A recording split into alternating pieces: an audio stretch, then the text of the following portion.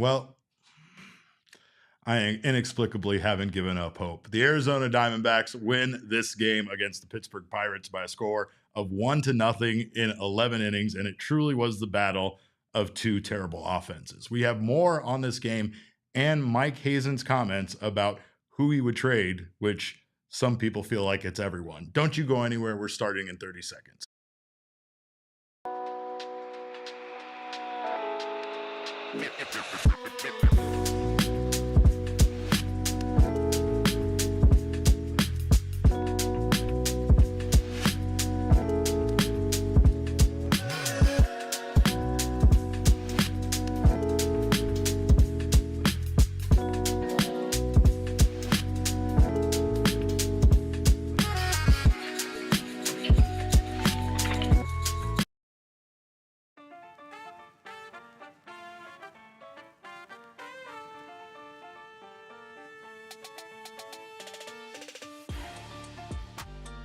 Ski and welcome into Studio K right here at PHNX HQ, presented by our friends at Circle K.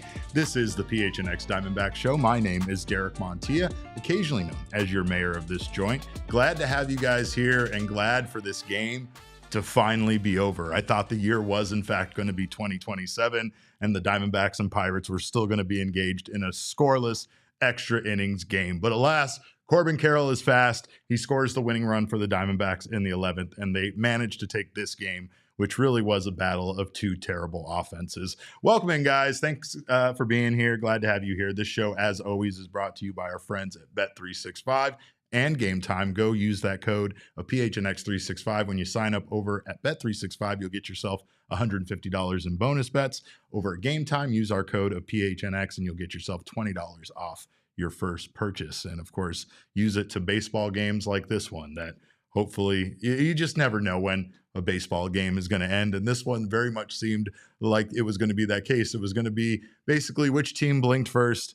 And it was the battle of two terrible offenses. Luckily, the Diamondbacks found a way to win when they really need it, honestly. Like, I think the team probably needs this. We saw them come out today, and I don't think they played a bad game, but offensively, once again, for the fourth game in a row, they just looked listless at the plate. It didn't really feel like there was much going on. I was going to tweet out before the game predicting this exact thing. I knew that this was like this was destined to be exactly this. You had the Diamondbacks, whose offense has not been very good lately, going up against one of the best pitching staffs in baseball. Meanwhile, the Pirates couldn't be any worse offensively this season. They are basically last in every offensive statistical category. So this was just an absolute opportunity to see these two offenses shine against each other today. But the Diamondbacks, like I said, managed to finally get the win in the 11th inning. And there wasn't much offense from this team today, but it was Ketel Marte's 1,000th game as an Arizona Diamondback, and that's pretty good. Calvin here in the chat, I think, summarizes my feelings on it. He said, terrible game, but glad they won. I had it all set to come in here and talk today about Ketel in his 1,000th game, just going out there and raking. Of course, that didn't happen. Ketel was 0 for 2 today, but he did have 3 walks, so he did get on base plenty. And there is lots of talk based on the media availability that we had with Mike Hazen this morning about Ketel Marte possibly being the subject of trades. And I just want to say that I feel like this became a little bit of the telephone game. Things got misconstrued, and we will have audio from the man himself, from Mike Hazen here at the end of the show, letting you know exactly what he said about the position players and taking phone calls on them. Ketel Marte was not singled out, nor is Ketel Marte being traded by the Diamondbacks. And I might be just spoiling segment 4, but I don't give a damn because I want to make sure everybody knows that we just need to stop talking about this. We need to stop talking about Ketel Marte being traded, especially on the day where he played his 1,000th game as a D-back. He becomes the 3rd Diamondback all-time to reach the feat, joining one Paul Goldschmidt and one Luis Gonzalez. And I think we can determine who, at this point, probably deserves that 4th spot on the Mount Rushmore of Arizona Diamondbacks. I'd feel like it would be those two guys along with Randy Johnson and Ketel. But you could make a case. There's a case for some other players to be named in there. Brandon Webb. I know some people would want to put Curt Schilling on there, though I would never want to see his face that large on the side of a mountain. Could you imagine looking at that big of a Curt Schilling? It'd be awful. But anyway, this game, not a lot to talk about in this game. Offensively, the Diamondbacks, again, were held to just 5 hits total in this one. Corbin Carroll was 1 for 5 today with a very important run scored. Lourdes Gurriel Jr. was 2 for 4 today. He also had a pretty, I don't know if you want to call it a pretty amazing game-saving catch. Aryton, we got our guy Aryton, by the way, the freckled Mamba on the 1s and 2s today. And I don't know if you would call it a game-saving catch as much as it was a base-running error on the Pirates. I had a chance to see the Pirates. I think we all did in this game up close and personal, and could see what a catastrophe they are offensively. It felt there in extra innings when they had that runner at third base, like they very much had a chance to score on Gurriel making that catch had the runner just tagged up. Instead, Lourdes makes a kind of a tumbling catch, gets the throw in, and then they managed to keep that runner at third, and they managed to get out of the inning without a run scoring. I think that was the bottom of the 10th inning for the Pirates. It felt like that was destined to be a walk-off. I even made poor Aryton change our thumbnail to like walk off the plank or something funny like that with Pirate references. But no, the Pirates blew it. And again, I don't know if the Diamondbacks won this game as much as the Pirates just kind of gave it away to the Dbacks. At this point, though, they need it. And it was a nice gift for Torey Lovullo, because today is Torey Lovullo's 60th birthday. And I just cannot believe Killer Rex is not in the chat right now. I was so waiting for Killer Rex to be here. Is the other Tory-ators here? I was just wondering, because I know that they were going to lose their minds if I talked about this. But it is Torey's birthday. I do want to say, being a Tory shill and a Diamondback shill and whatever else they want to call me. But happy birthday to one Torey Lovullo. Are you going to sing him happy birthday? I'm absolutely not going to sing him happy birthday, Aryton, but what I am going to do is say, once again, what a great dude I think Torey is. I don't know how much longer he is necessarily going to be manager of the Diamondbacks, though I don't think his job's actually in jeopardy. I say that in jest. I think that there's a lot of people out there that see it the way that I see it, the way that we see it around here, of it being a bit more of a factor of circumstances. But if you want to blame Torey and say he's a bad manager and say he should have been fired last season after taking this team to the World Series in 2023, I don't think there's an argument I can make that will change your mind. However, Torey is a great dude. He's a great dude, and he's one of my favorite people I've had a chance to cover in sports. So I give a shout out to Torey on his 60th birthday, and the Diamondbacks, again, got him a present, or maybe the Pirates gave him a present. I don't know which way you want to say it, but Torey Lovullo. Now, the Diamondbacks have won their last 3 games on his birthday. Today, they won 1-0 over the Pirates. In 2023, they won 3-1 over the Cardinals. And in 2022, they won 7-0 over the Giants. So apparently, there is very much a recipe for success on Torey's birthday. But he also shares a birthday with Barry Bonds. I don't know why that's so interesting to me, other than obviously one of those guys is a much better baseball player than the other one. But Diamondbacks, again, had another terrible night offensively, 4th in a row, but they did just enough to get the job done. A couple of other notable standouts. Jake McCarthy was 1 for 4 in this game. And I think the one I really want to talk about is Geraldo Perdomo was 0 for 4 today, hitting in the 3-hole. And I need to get Geraldo. I need to rescue Geraldo Perdomo out of the 3-hole. He is not good in the 3-hole. In fact, I had here that he was batting 192, hitting third, but that was without an extra at bat that he got out. So he's actually 0 for 4. I had him just 0 for 3. So 14 for 74 this season hitting in the 3-hole. And again, comparatively to the rest of his stats, Geraldo Perdomo is one of, if not the best hitter in baseball since the All-Star break. I know it's not a large sample size, but Perdomo has reached safely now in all 7 games since the All-Star break, with hits in 5 of them. He's hitting .481 with 2 doubles, a triple, 7 RBI, 2 walks, and 2 stolen bases. So it's not a matter of Perdomo not being here. It is a matter of maybe not putting him there in the 3-hole. But defensively, once again, the Diamondbacks in this game held the Pirates to just 1 hit. And again, it makes it that much more frustrating that this game lasted as long as it did. But again, we got Diamondbacks here winning. Lourdes Gurriel, by the way, that might have been the fight of the day. Lourdes Gurriel against the Sun there in the early innings was definitely the biggest battle of this one. There's a couple of things. I think Jose Herrera looked like he might have suffered a little bit of an injury, though he did come back out. However, he was eventually removed from the game. And, again, I know that there's a lot of people that would rather see James McCann and other guys in there. Just hope Jose Herrera is okay, considering how limited the Diamondbacks actually are. They do have Adrian Del Castillo available on the roster as well, but I don't know if they're comfortable putting him back there to catch. If you might remember, ADC was fine behind the plate, aside from being an absolute liability with runners on the base path and throwing guys out. It didn't seem like he was able to really do that at a major league level, and it seemed to be one of his biggest shortcomings as far as a catcher is concerned. So again, though, the Diamondbacks had Tristan English called up today in regards to, or I guess in relation to Josh Naylor being traded to the Seattle Mariners.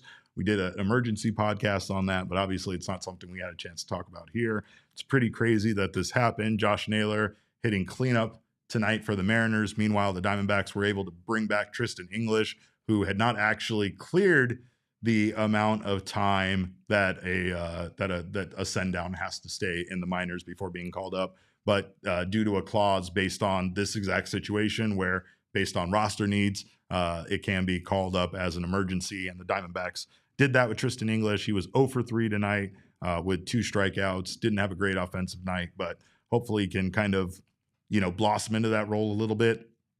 The Diamondbacks right now don't have a ton of options, especially with Pavin Smith still being injured in regards to what they're going to do at first base. So English will get the majority, I imagine, the majority of the starts over there for a bit, for a while.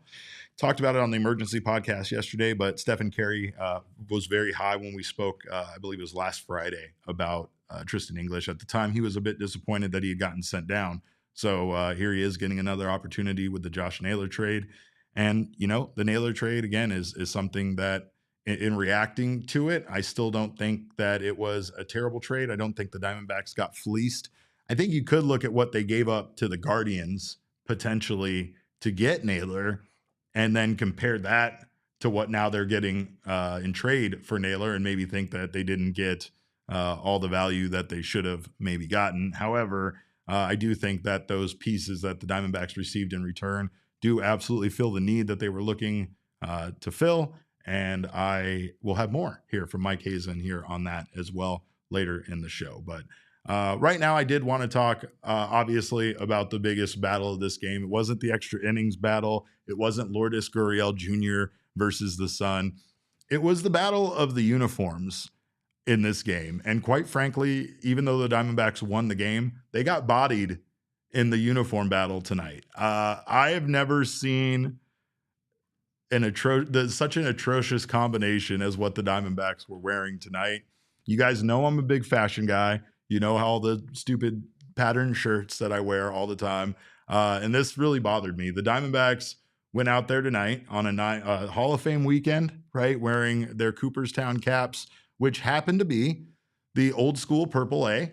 And that's something that we all like. I think everybody can universally agree on. That's one of the beloved hats in not only Diamondbacks history, but kind of Valley history, right? Like it's the hat that I was wearing that West Side Gun saw me wearing at a wrestling show and immediately needed to know what it was and then went out and bought it the next day and performed at his concert wearing it. That's how hot that hat is, right? The purple, the gold trim, everything about it. It's great. I have nothing bad to say about that hat, but you are going to pair it with the Diamondbacks' current gray uniforms. Like we're not even trying anymore, right? Like we're far beyond being divorced dads out at the bar. We're just at the supermarket wearing mismatched flip-flops and cargo shorts and whatever the hell else we could find to make it to the store. Is this how much we've given up? Is this what the trade deadline has done to us? We're not even going to match our caps with our uniforms. Meanwhile, the Pittsburgh Pirates are looking at us across the field wearing their black on black with the pillbox caps, looking way better than they deserve to look. Absolutely. Way better than their offense deserves to look. Way better than their record indicates they are. But I was furious about this. I don't know why. I felt like it was like to me it struck me as like the Diamondbacks didn't know that they had to wear the purple hats for this game, and it was like a last minute thing being thrown in there. And yes, piece of Yoshi, the Cobra patch was fire. Everything was fire about it.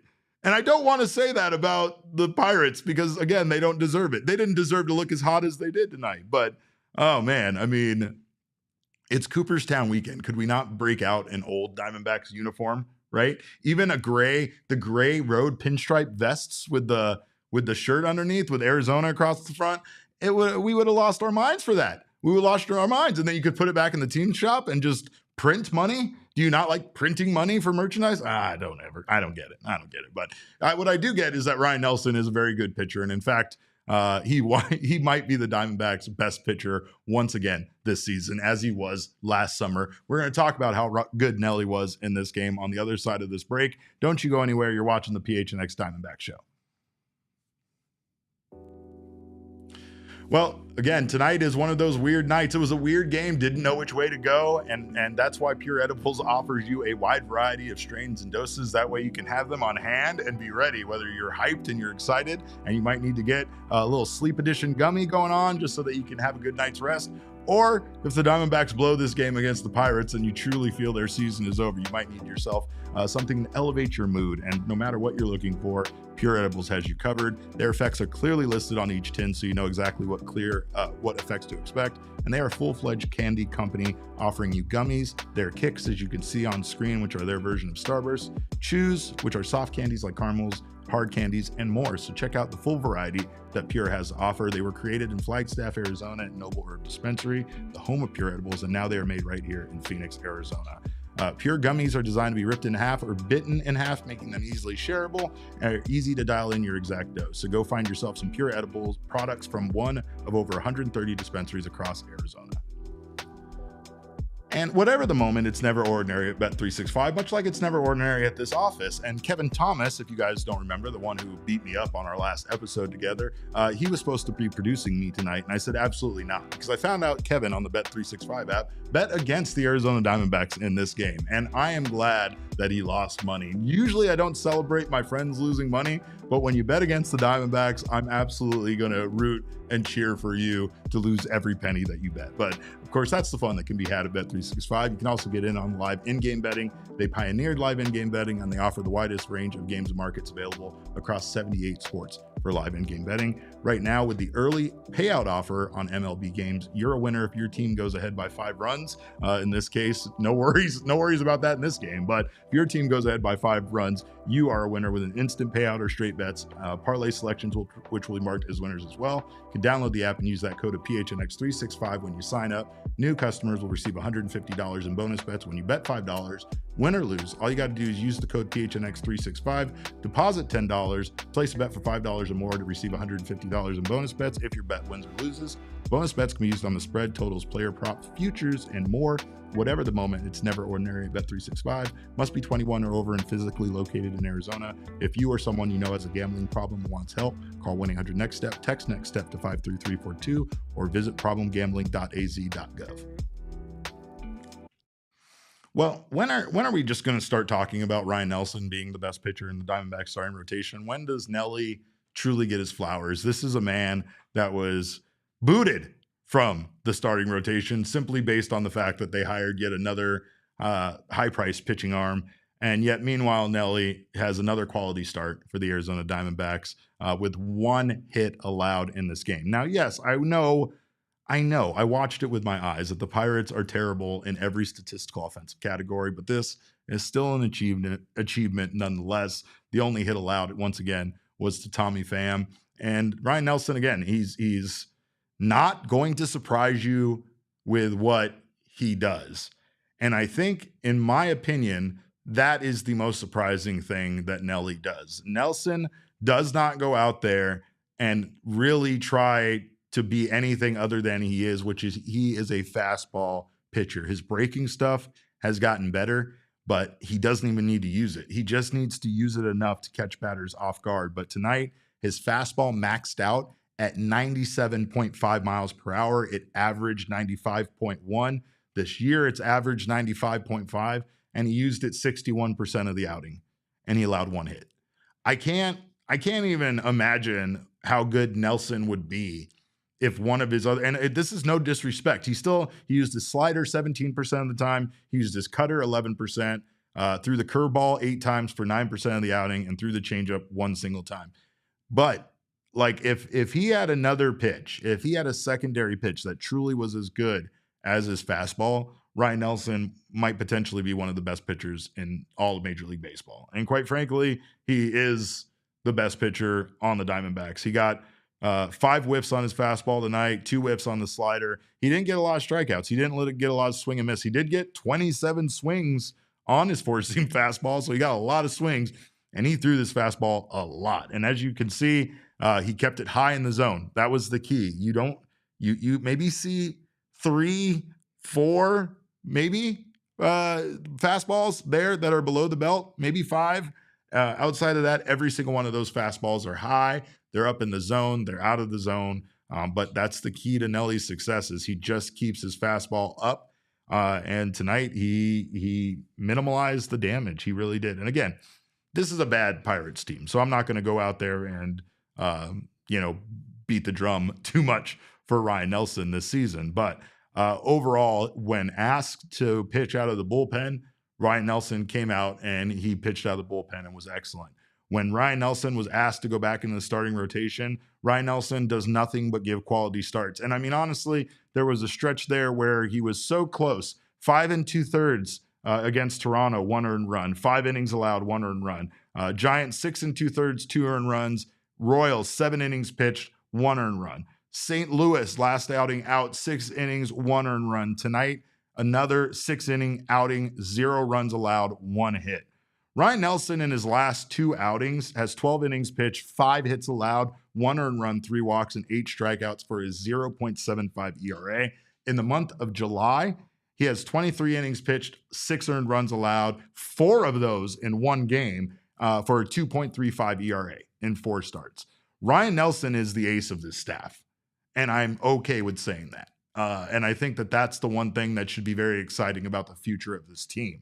While the Diamondbacks have desperately been looking for a starting pitcher to be a part of this rotation alongside guys like Brandon Pfaadt and other young pitchers, that it's like they've had him here the whole time, right? So there's a lot of satisfaction, I think a lot of relief knowing that there shouldn't be any more discussion about whether or not Nelson belongs in the starting rotation, and that going forward next season, the Diamondbacks do have 2 starting rotation spots to fill. They do have 2 guys coming off the books. They can go out in free agency and pursue those arms.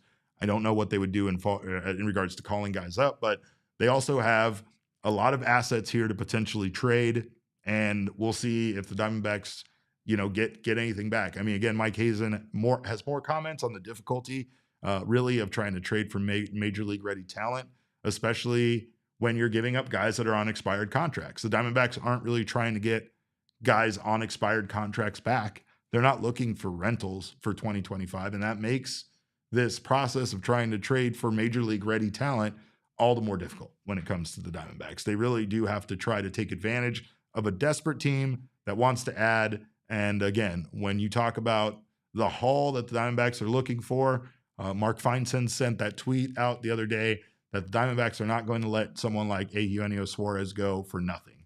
They are going to, in fact, look for the return that the guy that is, currently in the race for the most home runs in the National League deserves, or the team deserves to get in return for that. But again, with Ryne Nelson tonight, just a steady diet of fastballs did the trick with just enough off-speed stuff.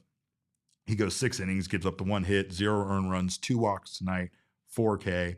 And let's throw up again. It's not sexy. It might not be worth the seawater and the actual environmental assets that it takes to put up the Circle K strikeout meter. But we're going to throw it up there anyway, and there it goes, 4 strikeouts. We use a lot of energy around here.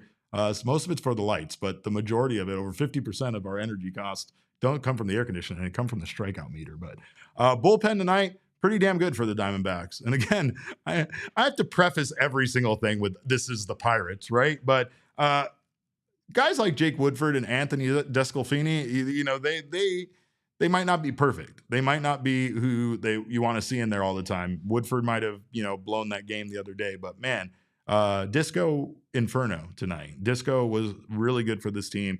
And the fact that Torey Lovullo has a long reliever that he can send out there, give the Diamondbacks 4 innings, 2 walks, 3 strikeouts, no runs allowed.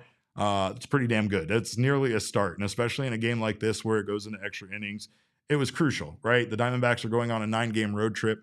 They have a lot of changes happening.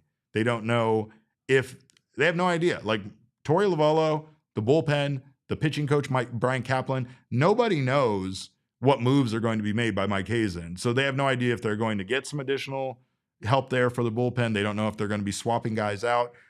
All they can plan for is that they have 9 games ahead of them on the road that they need to successfully get through. And the fact that Disco could go out there today and give you 4 innings strong in a game like this means a lot to the bullpen. Meanwhile, Kevin Ginkel goes out there, holds that ghost runner on in the 11th inning. He has 1 inning of work, no hits allowed, no runs, and the Diamondbacks get out of this one with a 1-0 win, thanks to Corbin Carroll and his legs, because the Diamondbacks there in the 11th inning got the job done. And it's like you could almost feel it knowing that Corbin Carroll was the ghost runner. Because Corbin Carroll, much like O'Neal Cruz, who got on base and became a problem for the Diamondbacks there, he is a guy that really is a game changer. And man, in the 11th inning, that's exactly what he did. He was able to finally, make the couple of advancements there, and it was enough for him to come in and score the only run scored in this game. And again, it's just amazing what Corbin Carroll can do with his legs and how important he is. It starts off with a fly out to center field that allows Corbin, by Geraldo Perdomo, of course, to get Corbin Carroll to third. And then Gino Suarez on a sac fly to right field scores Corbin Carroll, giving the Diamondbacks the win in this game. And honestly, I still feel like this was a game that the Pirates should have won. I felt like they had an opportunity to, and we just saw them make mistakes offensively. So, that there was nothing that at the end of the day that the Diamondbacks really did to win this game, other than not making a ton of defensive mistakes and having a great outing out there by Ryne Nelson. And Ryne Nelson, of course, is our king snake because nobody else deserved it. And Ryne Nelson was awesome. 6 innings pitched today, 1 hit, 0 earned runs, and 4K. So big win here for the Diamondbacks, not against a big opponent, not against a meaningful team, just a chance to win a game, get a little confidence in themselves, and try to turn things around.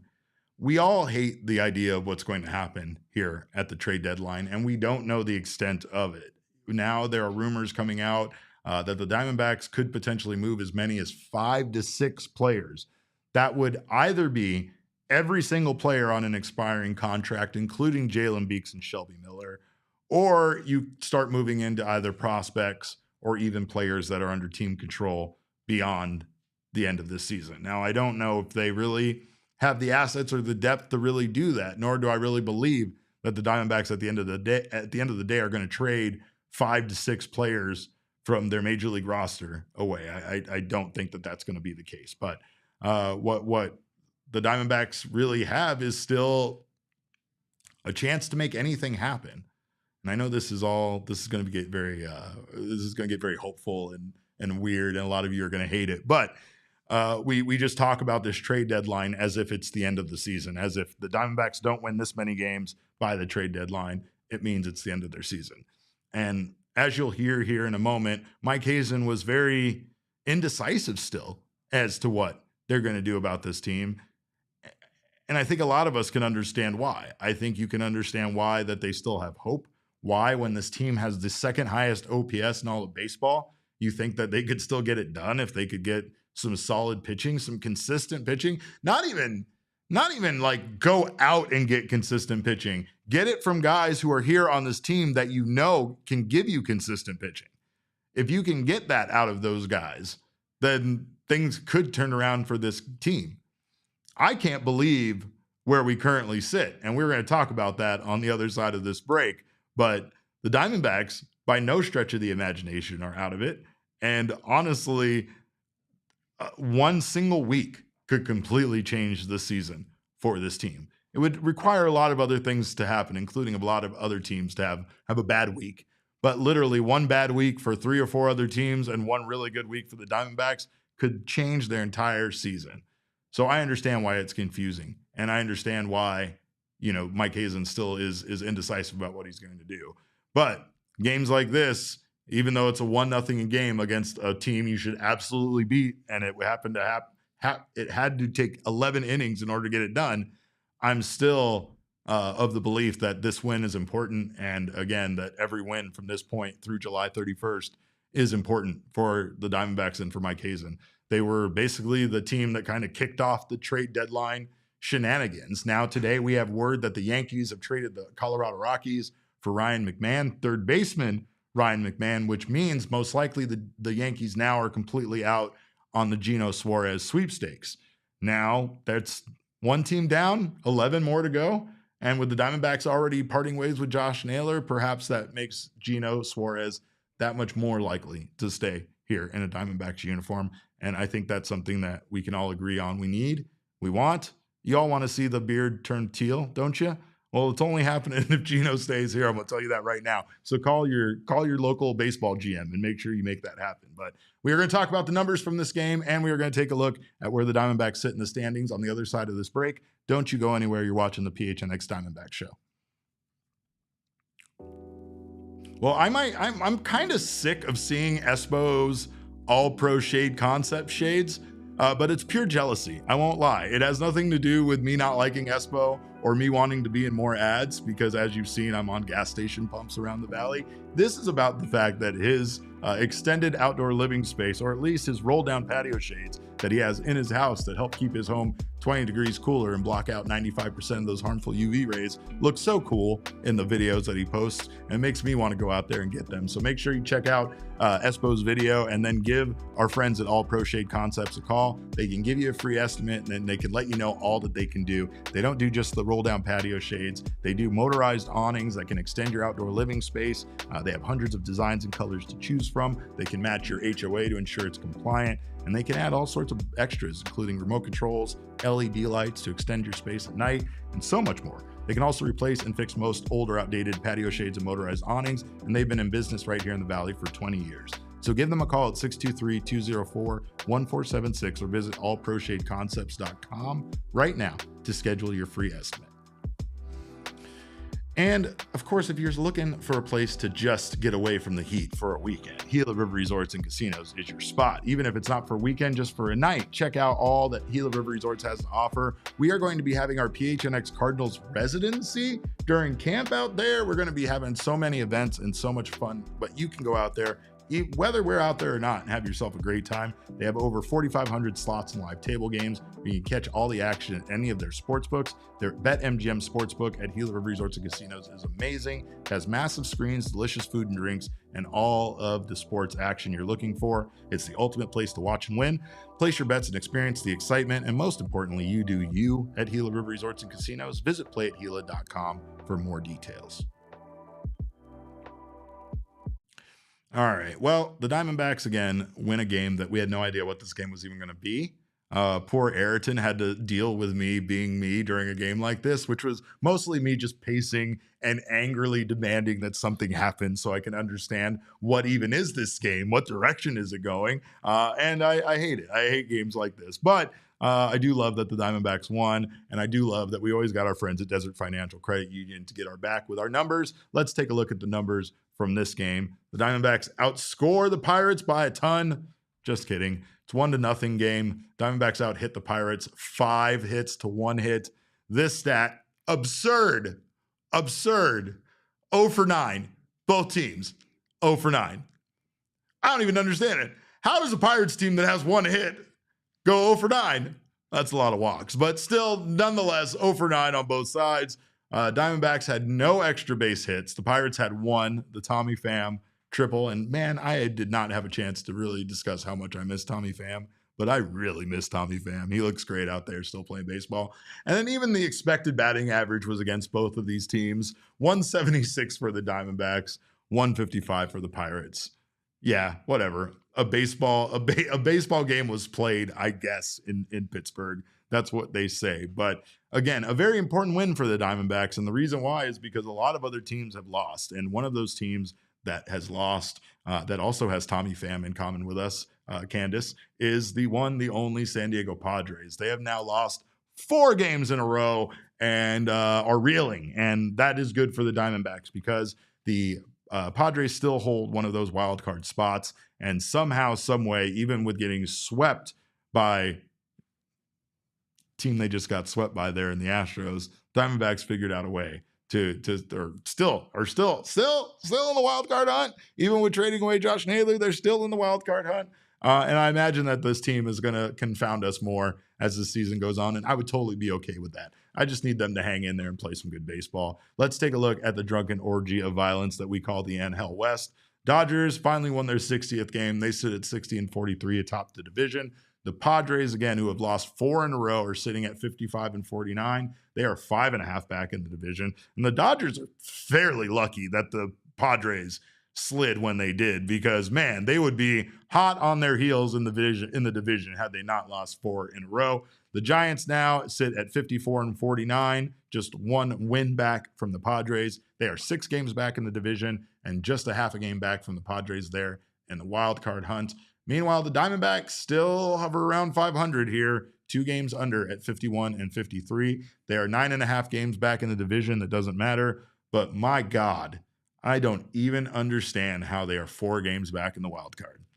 The ebbs and flows of baseball, it's just like this game. This game was flying along. We thought we were gonna get out of here while there was still daylight outside. Not as far as baseball is concerned. It was like the 8th inning in like an hour and a half, and next thing you know, it's a 3-hour baseball game. But still, nonetheless, the Diamondbacks really do have to win a lot of baseball games here. And with them being 4 back in the wild card, it's going to be hard to make up some ground. However, should they do that, how can you go out there as the GM of this baseball team and start to dismantle it when you're merely 3 games back in the wild card hunt, maybe 2 games back?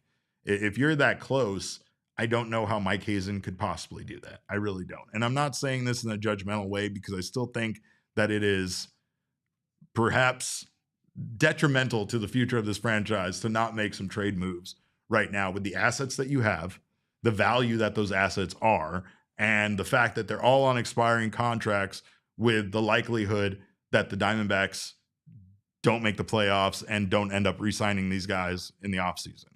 However, the qualifying offer and the draft picks, the compensatory draft picks the Diamondbacks could get in return, really do offer Mike Hazen, as Nick Piccoro put it today, a safety net in regards to this situation and the fact that the Diamondbacks can go out there and potentially still get something for these guys at the end of the year. They're not going to walk away for nothing, but as we've discussed, you have the weird situation with Zach Gallen. And if you don't trade Gallen, what do you do in regards to offering him a qualifying offer? And what if Gallen chooses to accept it? Now, with the situation that the Diamondbacks are in, once again, I don't think that's the worst situation. I don't think bringing Gallen back for 1 year with the needs for the starting rotation in 2026 is the worst idea. But at the same time, it's probably more of a thing that you're offering so that he turns it down so that you get the draft pick. So it's going to be really interesting to see the moves that are made by Mike Hazen and this front office here going forward. Right now, as I've said over the last couple of days, the Diamondbacks seem to be the focus of the baseball world in regards to their trades and what they're going to do. Moving Josh Naylor in regards to the other 4 guys, or the other 3 guys at least, that are the ones we're mostly focusing on here, seems to be the one that made the most sense. When you look at the pieces that the Diamondbacks have and what they're able to do without Naylor, you really do feel like the Diamondbacks can fill that role. Now, it sucks to lose Josh Naylor. I personally was a huge fan of Josh Naylor. I loved how weird Josh Naylor was. A lot of people might not have liked that, and that might have even come across to some fans that he didn't enjoy his time here. But Josh Naylor, and I don't even know if weird is the right word. There's other guys that I would call weird. Archie is weird in the best possible way. But Naylor was just unique, a very unique individual.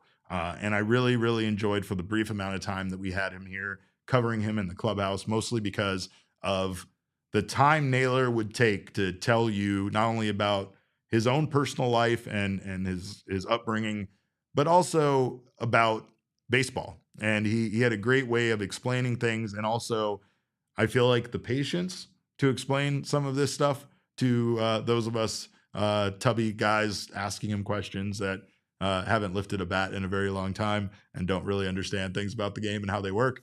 It's welcomed, and it was cool. Not to mention he had the greatest hockey jersey collection that I've ever seen in my whole entire life. And I still want one of those Diamondbacks hockey jerseys with his name on it, even though he's not here anymore. But Josh Naylor is going to go help the Mariners. And for some reason, the Mariners and the Diamondbacks continue to have this relationship where they trade players, and that these, I guess these transactions are something that are happening regularly between these two teams.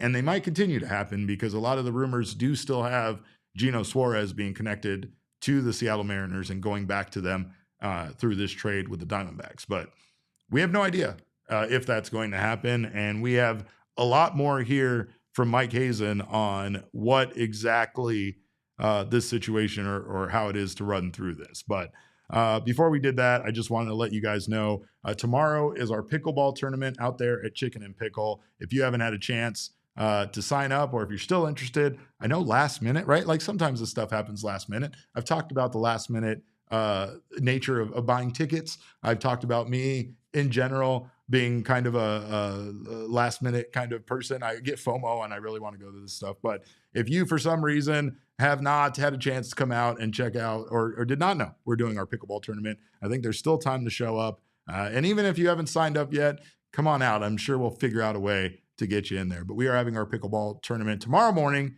10 a.m. out there at Chicken and Pickle.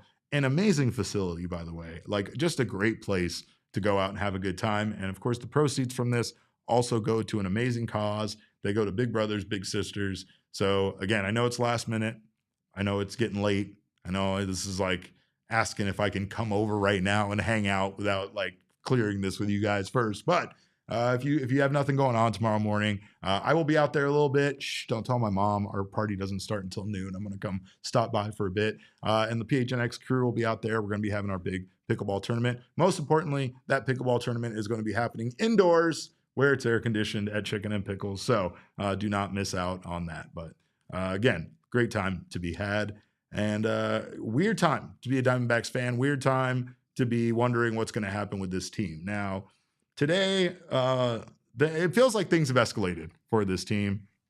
It really did go from the Diamondbacks suspects that you imagine being on the trade block or being pieces the Diamondbacks were planning to move, being the guys on expiring contracts, even though those guys are some of the best players on this team.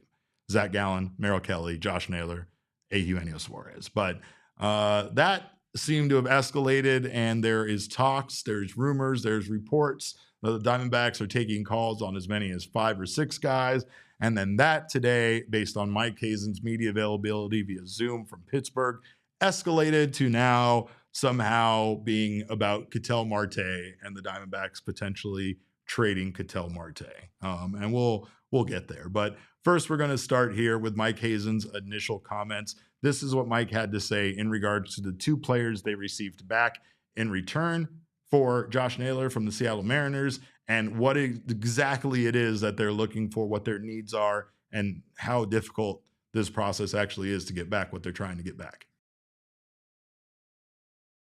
I think in Garcia's case, obviously it's a big arm that's going to fit into our pen between now and in the future. Obviously everybody knows sort of what we've gone through in the bullpen this year, and part of what my anticipation is or goal is for this deadline, if possible, is to add arms to the best we can. It's going to be tough. I think the expectation of pulling back starters that are up here at this area of the of the landscape is going to be extremely difficult when you're trading with teams that are going for it and asking, for the 7th, 8th, 6th, 7th, 8th starters. That becomes challenging in trades. But I think we'll have more access to bullpen guys, which is still a huge area of need for us long term, both today and into the future.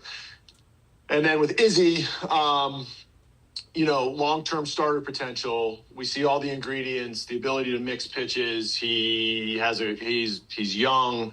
He's obviously already in high A. I obviously he's a little bit further away, but looking to capture as much value as we could. Unfortunately, trading Josh was not something that we really intended to do when we started out this season. But where we stand today, we felt like it was the right thing to do. And now Tori, oh, by the way, Jesse Jr. has a birthday hat now in honor of Tori's birthday. Brandon Garcia, Mike Hazen confirmed, is going to be a left-handed bullpen arm for this team. He is going to be reliever. He was the Mariners' number 13 overall prospect by MLB.com, and he made his major league debut just a little while ago on July 21st against the Brewers. He allowed a couple of runs in 1 inning of work on 4 hits and a walk. And again, I think we posted on our Twitter account, if you have a chance to look at it, what his numbers look like on his stuff. And his stuff looks great. It would appear that the big problem has to do with hitting the strike zone and getting his stuff in the zone. So we'll see if he can come along. In regards to that, Diamondbacks have optioned him to Reno, but it would appear that he is going to be an option for the Diamondbacks this season, coming out of the bullpen potentially. Mike Hazen just didn't really know currently when that would be, didn't really know if that was going to be something that does in fact happen this season, but a lot of moving pieces on that. The important part about Brandon Garcia is how close he is to being major league ready. And as you heard there from Mike Hazen, that's kind of the problem, is that you're not really getting those offers from teams, and the Diamondbacks aren't trying to tear this thing down to the studs and rebuild, though they might if they deem that that's necessary. That's not something I think any of us want to see, but it's definitely a possibility. Now, in regards to the other arm being a little bit more farther away, that's Ashton Izzy. What we've heard from Mariners fans so far on Izzy is that they really like him, and he's the part of this deal that apparently Mariners fans are not happy about losing. He was ranked as the Mariners' number 4 overall pitching prospect by Baseball America and number 7 pitching prospect by MLB Pipeline. He is ranked as the Mariners' number 13th overall prospect, and he is currently in high A. He has been assigned to the Hillsboro Hops. Not a bad place to be. Good logo, good everything out there. But again, Josh Naylor, what can you say about his time for this team? He was incredible. I think the only thing that left a little to be desired was his defense, and some of that had to do with coming off of or playing in the shadow of somebody as good as Christian Walker. But Naylor batted .292 this season with a 360 on base percentage, 447 slug for an 807 OPS. He had 19 doubles, a triple, 11 home runs. He stole a career high 11 stolen bases. So if there's anything that Josh Naylor leaves here as, it's a chaos causer and a much faster runner. He also had 59 RBI, and he did all that in 93 games. So he was he had the best batting average on the team. He had the second most hits, second highest OBP. He had the third highest number of doubles and the third highest RBI. So the Diamondbacks are losing a significant part of their offense with Josh Naylor leaving this team. However, up until this recent stretch, especially against these games, today against the Pirates, 3 games against the Houston Astros, offense really hasn't been the problem for this team this season, and it's been about pitching, which is the reason why the Diamondbacks are trying to do everything they can to get some arms back, and why, as you heard there from Mike Hazen, arms is the priority. But the bigger thing here is the idea of what the Diamondbacks are looking to do. If they are looking to actually complete this fire sale, get rid of all 4 of these guys, or 5, or 6, or 7, however many they might get rid of. And it sounds very much like Mike Hazen has still not made that decision. In fact, he told us that exact thing today. Here's what Hayes had to say. I'm not sure yet. Honestly, I want to see this team continue to go out there and play. I haven't decided what it's going to look like, honestly. I'm open-minded to a a number of different things. We're still in the controllable player market on the buy side. So I don't know. Quite frankly, we're listening to what people have to say and what people have to offer, and we're going to do what's best for the long-term good for this organization. But we're still today running out there. We still have a very talented baseball team that is very capable to go out there and win this baseball game today. And we'll see what happens at the end of it. That is not a person that knows what he really is going to do. And like I said yesterday, I would love to be in the room when Mike Hazen is taking these calls from people. And I really wish that it was going the exact same way it did in Moneyball, where he's just making these weird idle threats to other GMs. And he's like, well, you got 5 minutes to offer me Andre Munoz or else I'm calling the Red Sox, and then hangs up on Jerry Dipoto. I think that would be baller. But I think for good reason, right? Like, again, what I said earlier is probably, and this is just me, once again, speculating as I always do, that the Diamondbacks, Mike Hazen really does believe in this team. Everybody believes in this team. Torey believes in this team. They believe they have the talent here to do it. They don't believe that they need to go out there and add other guys. They just need guys to get out of slumps, whether it's a pitcher in a slump, whether it's a guy offensively in a slump. I mean, Gino hasn't hit a home run in 2 games. I don't know what's wrong with him. He must be absolutely broken now at this point. But again, it's really the feeling that if the starting pitching can go out there and do what the starters are doing, and if someone like Anthony DeSclafani can go out there and give you what he's giving you so far this season in the length and the performances that he's giving you out of the bullpen, and Kevin Ginkel can maybe be that guy that now locks things down in the 9th inning, you do feel like maybe you're just a couple of arms away potentially from actually being a competitive ball club, right? You know the offense is there, but that's what makes this so hard. And I think the fact that it's not a need to go out there and get extra personnel, the fact that you know that the majority of the guys that brought this team to the World Series in 2023 are here still playing. They're going to play tomorrow against the Pirates. They're going to play on Sunday against the Pirates. It's hard not to believe that those guys can turn it around, especially with the offensive numbers that they're putting up, because they were not putting up these kind of offensive numbers in 2023. The big difference is how bad the bullpen is, which is a mess. And it's basically just kind of been patched and band-aided all year long. It's been wrapped up. It's been added to. They've tried to do everything they can. And again, I know there's at least 4 of you that are in here in this chat that come on this show every single time and scream for Torey Lovullo's job. But the fact of the matter is that even though he has mismanaged plenty of games, and I'm not even going to argue with you on that, the true villain of this season is injury. And whether or not you think you want to blame that on Torey Lovullo or the Brian Kaplan or the strength and conditioning coach or the medical staff, none of those people are people you can honestly, sincerely blame. It's someplace you blame when you're angry, but not a place that you can blame in reality. In reality, you might just want to blame the direction the game of baseball has gone in order to, in causing these injuries. But this is the big comment. We need to get to this because Mike Hazen did get asked if guys under contract were possibly going to be targeted for trades. If it was just the guys on expiring contracts, or if guys who are currently under long-term deals were if the Diamondbacks were taking calls on them. This is exactly what Mike Hazen had to say about that, and I hope this clarifies things.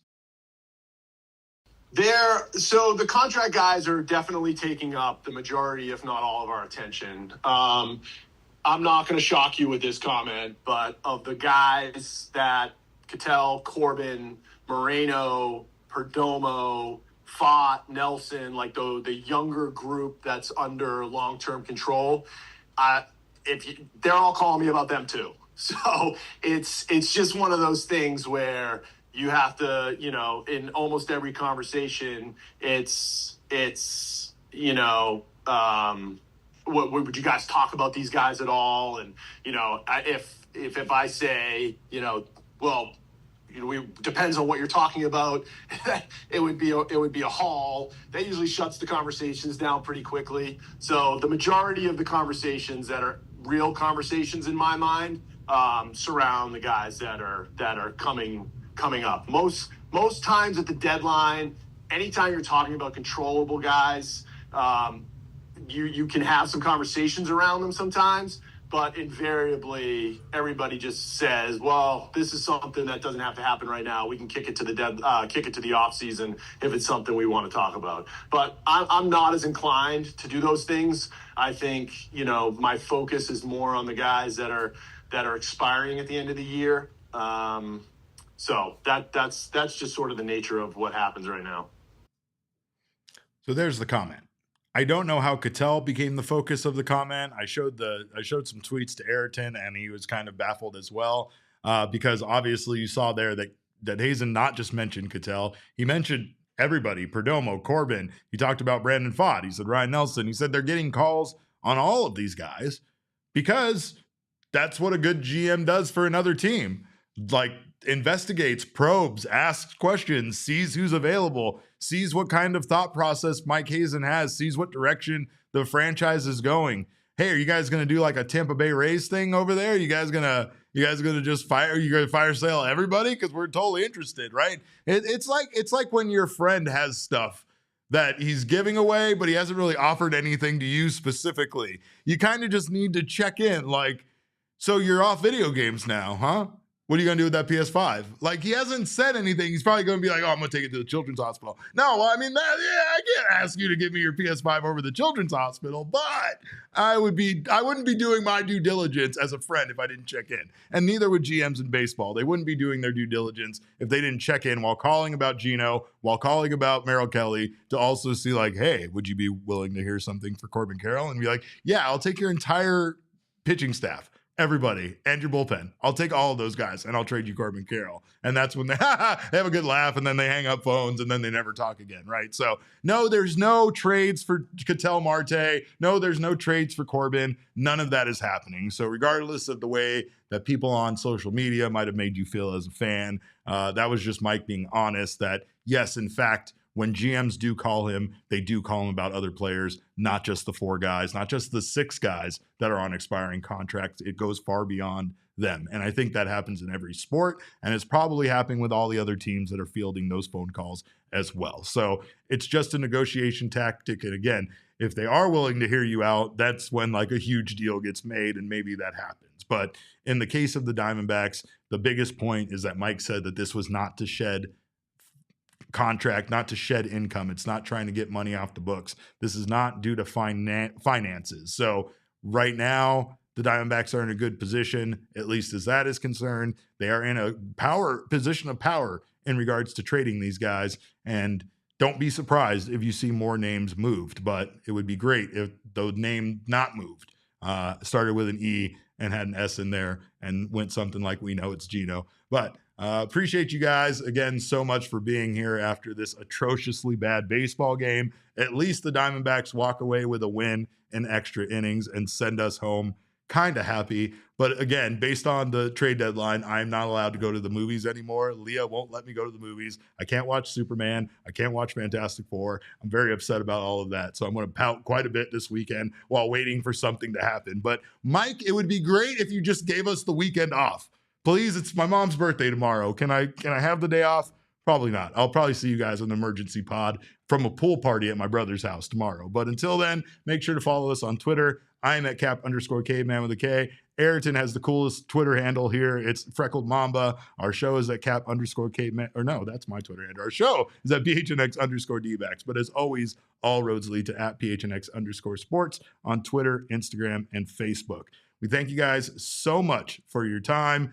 Sean says the cactus light looks like a crown. Might have to make one of those. That is kind of ill. I kind of like that. But again, like I said the other day, I don't know how many more times we're going to even get to use this cactus light. So we'll see. But I hope you guys have a wonderful weekend. Barring any emergency podcasts, we will be back on Monday at 12 p.m. with another Mailbag Monday show. So make sure to get us all of your trade deadline questions, because if it doesn't ruin my weekend, next week is indeed, it has to be insane. It's going to be crazy. So, but again, we thank you guys so much. Appreciate you, Sean. Happy birthday, Mom. Appreciate you giving me a chance to do this thing here on Earth. But appreciate all of you guys for tuning in. Hope you guys have a wonderful weekend. Maybe I hope we don't have to do an emergency pod, but I'll see you if we do. And of course, behave yourselves. And remember, kids, baseball is fun, but it's so much more fun when you realize sometimes trades have to happen, but they don't have to involve Ketel Marte.